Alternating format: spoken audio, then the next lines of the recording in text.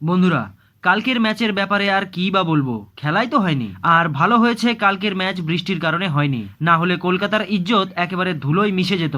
আর কলকাতা আগে থেকেই কাল ঠিক করে রেখেছিল যে তারা পাঞ্জাবকে 2 পয়েন্ট দিয়েই ছাড়বে, কারণ কালকের ম্যাচের আগেই বৃষ্টি হওয়ার সম্ভাবনা ছিল এবং মাঠ একটু ভেজা ভেজাও ছিল। কিন্তু এই সব কিছু জেনেও কলকাতার ক্যাপ্টেন আজিঙ্কিয়া রাহানে না জানি কেন প্রথমে টসে জিতে ব্যাটিং করার সিদ্ধান্ত নেয়। বন্ধুরা, আপনারাই ভাবুন, যখন পুরো দুনিয়ার ক্যাপ্টেনরা প্রথমে টসে জিতলেই ফিল্ডিং করার সিদ্ধান্ত নেয়, সেখানে কলকাতার ম্যাচে তো বৃষ্টি হওয়ার সম্ভাবনাও ছিল। তাই এই রকম অবস্থায় শেষে গিয়ে ডার্কওয়াথ লুইসও লাগতে পারতো।